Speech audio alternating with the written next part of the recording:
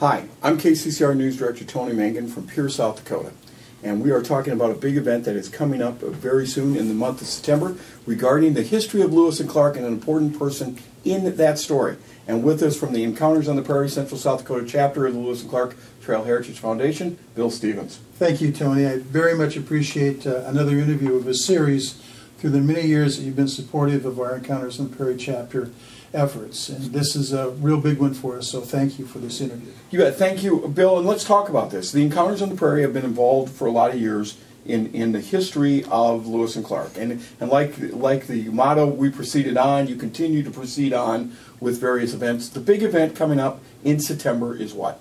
On September 28th, 29th, and 30th, it's the regional meeting of our Lewis and Clark Trail Heritage Foundation. That's the national organization. And our chapter, the Encounters on the Prairie chapter, is sponsoring and hosting that regional meeting here in Fort Pierre, South Dakota. Now, for those that have never done this, or the Encounters on the Prairie, what's going to be happening during the weekend? We're going to start off, a lot of this is a symposium. We're really honored and feel very good about the 6 guest speakers that we've arranged for. We're starting on Friday night at the KCTHF South Dakota Rodeo Center with Amy Mossett as our guest speaker from North Dakota. And Amy is a Sacagawea historian. And since one of the things that we've done these regional meetings, Tony, as you've helped us with before, in 2007 and 2009. Most of our focus has always been on Lewis and Clark's encounter with the Teton Sioux, the Brule Sioux, in 1804 on their way upriver. We've also had one where we focused on the 1806 return. This regional meeting is focusing on Sacagawea, also pronounced Sacagawea, Sacagawea if you're in North Dakota, Sacagawea if you're Shoshone. And so we're focusing on a significant historical member of the Corps Discovery, which really hadn't been a part of our history. Why is this an important focus? Why is she an important focus to this symposium? Thank you. This is the 200th anniversary of the recorded and reported death of Sacagawea in present-day South Dakota.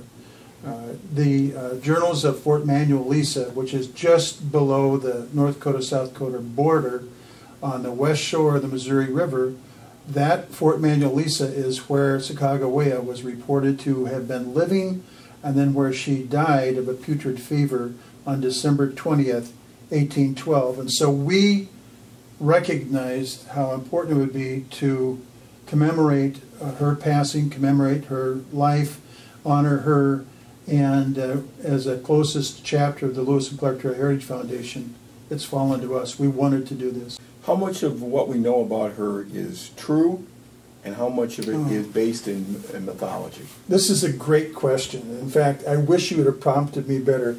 No, that's a very good question, because there's a substantial amount of historical narrative written on Sacagawea. Once we began focusing on her beyond what we were aware of her before, we began to realize with the multiple historic sources that there were considerable efforts to kind of create a legend and to mystify and to build up beyond what most strict historians have been able to find out with reading the Lewis and Clark journals of what role she actually played in the expedition.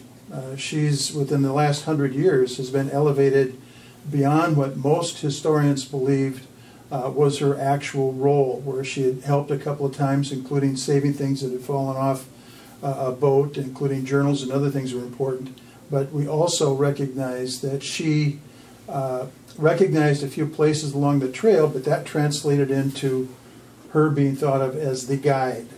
But part of that legend was created, most historians believe now, for political purposes, as an effort to try to dramatize that so much of the western country of the United States of America owed some of its origin to the work of this brave young Madonna, this princess, this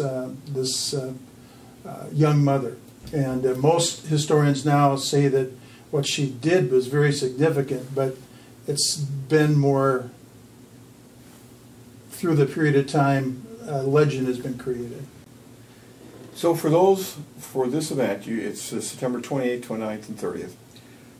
You're going to have several different speakers. Just highlight real quick who the speaker is going to be. Thank you. Our keynote speaker is Dr. Gary Moulton, who is the most recent editor of the Lewis and Clark Journals. Well thought of. He's a member of the Lewis and Clark Trail Heritage Foundation Board of Directors. A good friend of ours. He's a member of our Encounters in the Prairie chapter, and he was the first speaker that agreed to speak here. He's a keynote. We also have Dr. Brad Tennant from South Dakota, from Aberdeen, South Dakota, and we have Bev Hines from Sioux City, Iowa. She's going to be talking on the specific medical kind of aspects and health aspects of Sacagawea's death. Those 3 of the 6 guest speakers are sponsored by the South Dakota Humanities Council, and our other 3 speakers, as I said, include Amy Mossett on Friday night, who she's a member of the Hidatsa tribe, which is the tribe that kidnapped and took Sacagawea as a young girl, probably about 12 or 13 years old. She's speaking on Friday night, and we also have Ron Laycock, who is a past president of the foundation, who has 2 presentations, one on Sacagawea and one on Pomp, their son that was on the expedition. And we also have 2 other speakers, including people who will be talking about Fort Manuel-Lisa. For those that want to go and want to register, what can they do?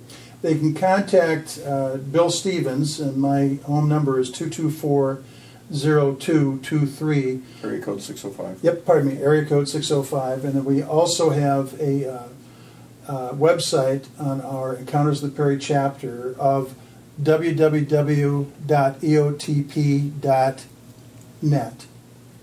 Okay. And that's EOTP for the Encounters on the Prairie. On the Prairie.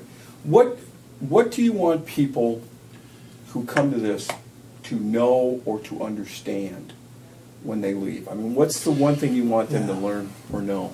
This is really important to us, not only the people that attend this, but the people that are not able to come, that we're reaching out to, so that more people are aware of the great diversity of historic narrative that there is in Sacagawea, Sacagawea. There are more statues and likenesses of her sculpted throughout the United States of America than any other American woman. She's huge in the American consciousness and awareness, especially for the settlement of the West. We want more people to be aware of not just the role that she played in the Lewis and Clark expedition as a young mother. We want more people to have a sense of what her background and what her birth and what her young life was, as well as recognition even of the different and the diverse stories there are and the myths about her life as well as her death.